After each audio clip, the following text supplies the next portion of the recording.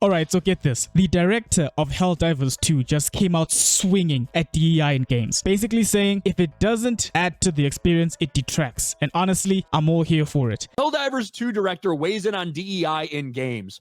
If it doesn't add to the experience, it detracts. Now, there are some games journalists who are not very happy with this. I'm still trying to grapple with the comments made by Helldivers 2 creative director regarding DEI, because of course they're not very happy about it. But here's the thread right here. 10 minutes to go to 2025. What are your expectation desires for what the next Arrowhead game will be?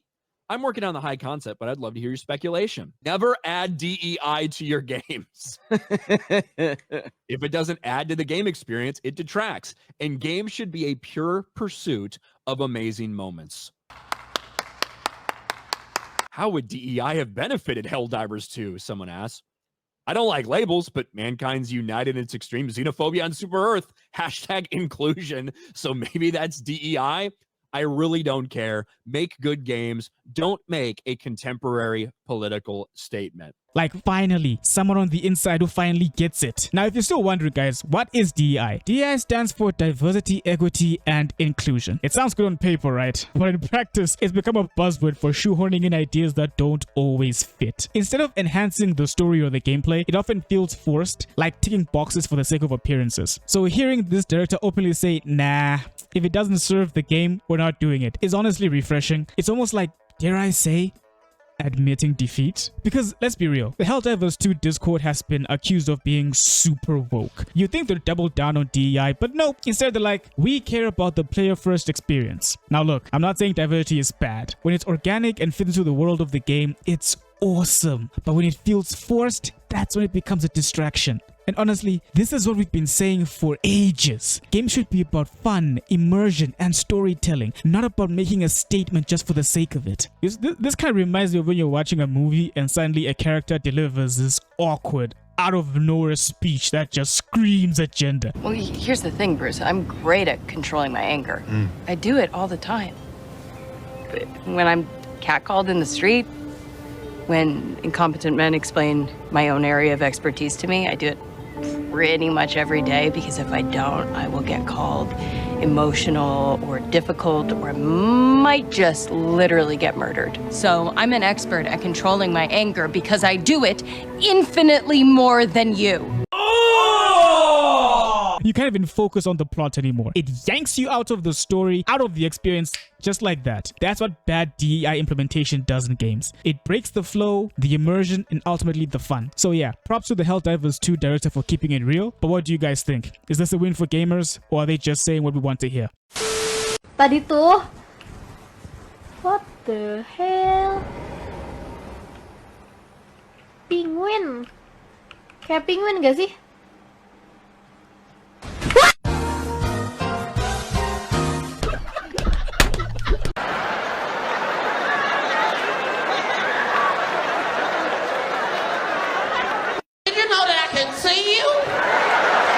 Nexus Mods is back in the spotlight, and not for the best of reasons. They've banned a Marvel mod that puts Donald Trump's face on Captain America. Surprised? You're probably not, given their political leanings. But this isn't just about one mod. It's part of a pattern that raises serious questions. Context. What is Nexus Mods? For those who don't know, Nexus Mods is the go-to hub for video game modding. It's a playground for gamers to tweak their favorite games, or swap out swords, or change characters, or even replace dragons with Thomas the Tank Engine. It's supposed to be about freedom and creativity. Here's the issue. Nexus Mods banned this Trump mod, but it's not their first time making a questionable call. Remember when they banned the Spider-Man PS4 mod that replaced pride flags with generic ones, turning it more into the Middle Eastern version? Instant ban.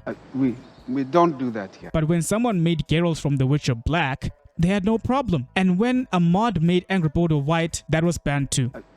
We don't do that here. Are you seeing the pattern? Nexus Mods claims to stand for creativity, but it feels more like they're playing favorites based on politics and ideology. Look, I get it. Nexus Mods has guidelines, but if those guidelines shift depending on who you are modding or what you're modding? Is it really about fairness? Either let creators create or admit you're pushing an agenda. Modding isn't supposed to be about politics. It's supposed to be about creativity and freedom. At the end of the day, modding is supposed to be a free space for gamers to express themselves. But with decisions like these, Nexus Mods risks turning creativity into conformity. But what do you guys think? Are they being fair, or is this a double standard? Let me know in the comments.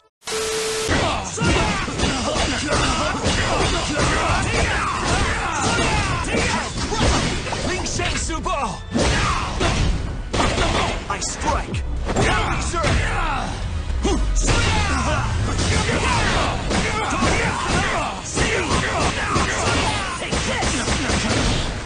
It's over 9,000! What, 9,000?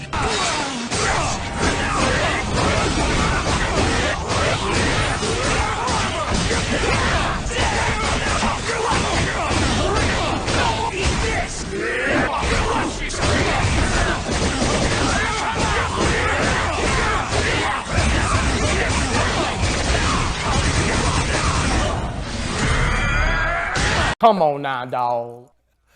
Come on, man. Suffer my bloodlust! I love the game. I love the hustle, man. The hardcore fans will probably tell you, skill issue. You gotta get good, man. I don't ever slow up, no I don't take shit. I got no love for the fakeness. If you wanna play tough and wanna hate this, I'll always show up. I don't ever slow up, no I don't take shit. I got no love for the fakeness. If you wanna play tough and wanna hate this, I'll always show up and make a statement. I don't ever slow up, no I don't take shit. I got no love for the fakeness. If you wanna play tough and wanna hate this, I'll always show up and make a statement. Everything I do so instinctive and so passionate. Every word I move so descriptive like an adjective. I got a vendetta against people who patented being negative when you should be getting after it. I got facts over tracks, this and that. Spitting slow, spitting fast. I could roast, I could gas. We do for God! Jesus Christ! I used to use the old phrase, I'll take care of you, you take care of me. I found out how short-ended that was. I changed it. Here it is. I'll take care of me for you, if you'll take care of you for me. The best contribution I can make to you, if you're my friend, is my personal development. What if I become 10 times wiser, 10 times stronger, 10 times better, 10 times more unique? Think of what that will do for our friendship. Self-sacrifice usually earns contempt. Self-development and self-investment earns respect. That's a W! That's E1! That's E1! That's a W! The Crush House is a darkly comic reality TV show simulation game where you play as Jay, the producer of 1999's hottest show. You'll cast eccentric personalities, satisfy audience demands, and keep the show on air. Each season is unique, and you'll uncover sinister secrets behind the show through exploration and interaction with the cast. Developed by Nereal and published by Devolver Digital, it blends humor, mystery, and strategic gameplay. It's set to release on August 9th.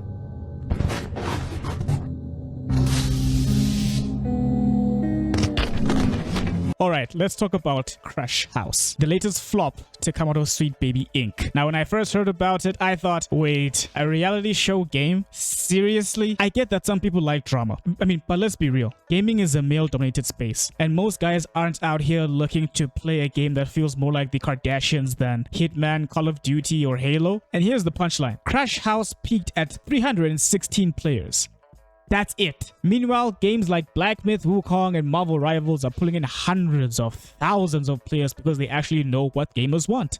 You can't push out a reality show simulator and expect it to compete with those kinds of experiences. Just doesn't work that way, man.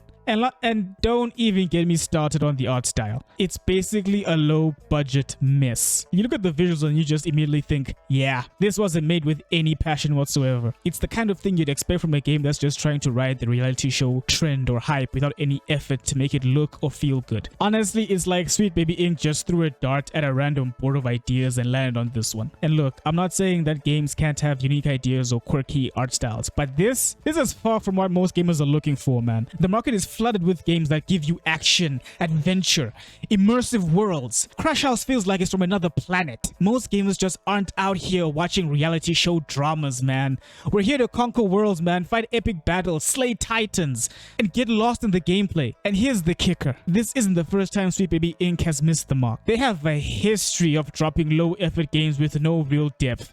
It's like they don't understand that gaming is about immersion, not just slapping together a trendy concept and hoping people to bite. Meanwhile, other indie developers are making games that actually matter, with real depth and creativity. Sweet Baby, they're just stuck in the throw it out there and see if it sticks phase. So what's the bottom line here? Crash House is a textbook example of how Sweet Baby Inc. has no clue what the average gamer wants. And honestly, this is just one more nail in their coffin. If they want to keep making games that no one cares about, fine, have at it. But there's a reason why Black Myth, Wukong, and Marvel Rivals are pulling in huge numbers. They get it. Gamers want quality, not more drama and cheap tricks. That's not ridiculous. That's not ridiculous to say that. That's not ridiculous. That's not ridiculous to say that. We do have one more thing. Loving you is easy 'cause you're beautiful. Everything that I do is out of loving you. Oh my god. Let's do this. Let's do this.